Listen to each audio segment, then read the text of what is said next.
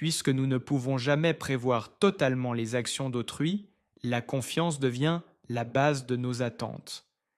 Être quelqu'un sur qui les autres peuvent compter est en soi une forme de force, car on commence à accorder du poids à ta parole. Nietzsche pensait que gagner ce type de confiance est un désir profond chez chacun de nous.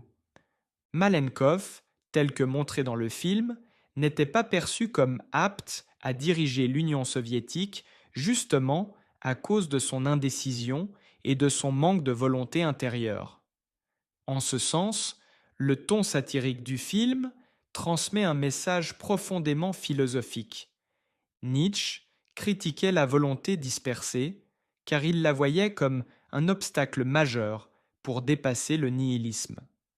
À ses yeux, ce qui nous rend véritablement humains, c'est notre capacité à poursuivre des objectifs porteurs de sens, à viser la grandeur.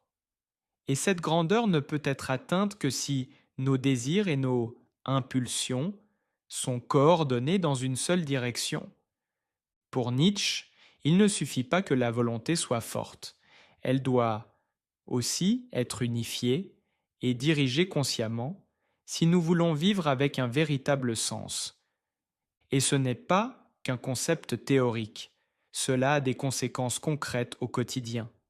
Si nous manquons de cohérence, les autres ne nous feront pas confiance, ce qui rendra plus difficile toute réussite.